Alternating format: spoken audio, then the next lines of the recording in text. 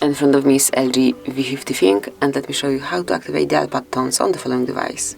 So as you can hear currently, they are muted, so you cannot hear any sound while I'm entering the phone number or just clicking the digit itself. And if you'd like to change it, you need to reach the settings, go to sound, then scroll down, and here you will notice dialing keypad sound. Smoothly mark it, and from now on, let me go back to keypad. You can smoothly enter it with sound on. So this is it, so you can activate or also deactivate, because it can be done in the same way, the dial pad tones. Thank you for watching, please subscribe our channel and leave the thumbs up.